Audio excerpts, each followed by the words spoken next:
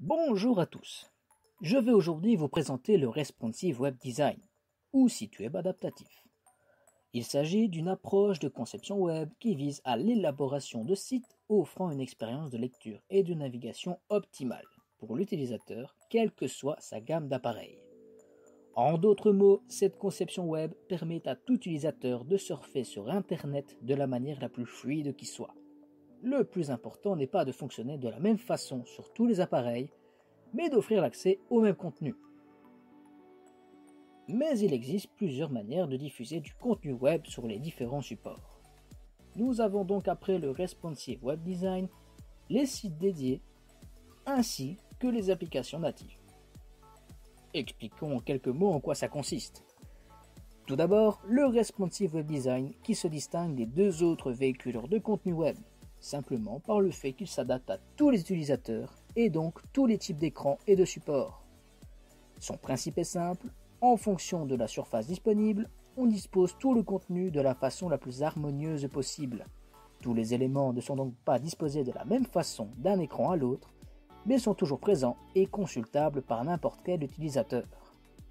Le responsive a quelques avantages, comme le fait que ce soit moins cher et plus rapide en termes de gestion. Avec une seule feuille d'HTML à gérer, c'est bien plus simple à faire.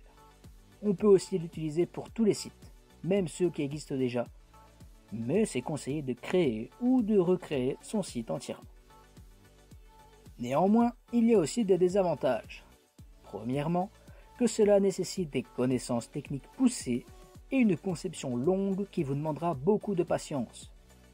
Il vous faudra réaliser beaucoup d'essais avant de tomber sur la bonne formule. Enfin, la créativité est restreinte car il faut respecter les normes du web. Vient ensuite les sites dédiés. Conception de deux ou plusieurs entités différentes selon les supports visés. Un site principal pour les ordinateurs, un site pour les smartphones, etc.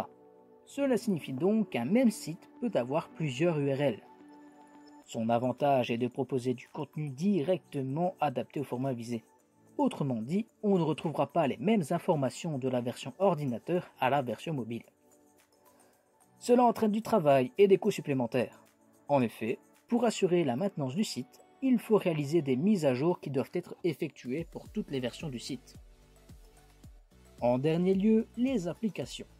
Produits développés par différents programmes tels que Android par exemple, elles se téléchargent par un store comme l'App Store ou Google Play. Ces entités sont donc destinées spécifiquement aux smartphones et aux tablettes. Elles possèdent pas mal d'avantages comme une meilleure ergonomie. La navigation sur smartphone est agréable et fluide. Elles ont aussi une relation particulière avec leur utilisateur en communiquant directement avec lui, avec les notifications par exemple. Et elles peuvent être utilisées sans connexion Internet. Cependant, une application se doit d'être utilisable pour tout le monde, quelle que soit la plateforme de téléchargement, ce qui implique plus de travail et de l'argent supplémentaire pour assurer la maintenance d'une application. Pour se démarquer des autres, il faut jouer avec les différents moyens de communication, et donc investir pour se montrer et être vu. Mais revenons au sujet principal, si vous le voulez bien. Nous avons donc vu que le Responsive Web Design permettait d'offrir le même contenu qu'importe le support utilisé. Que tous les éléments sont redimensionnés, réorganisés, pour arriver à une mise en page design qui satisfera l'utilisateur. Et à côté de ça, il y a aussi les images, les vidéos qui se doivent d'être responsives. Mais comment ça marche ? Tout ceci entraîne des manipulations multiples dans les pages HTML, CSS et JavaScript. Mais je vous épargne les détails. Ce détail iconographique me dirige à vous parler d'un élément important à faire attention lorsqu'on fait du responsive web design. C'est la publicité. Et oui, ces fameuses pubs qui encombrent nos pages web. Une particularité de la pub, c'est qu'elle possède une dimension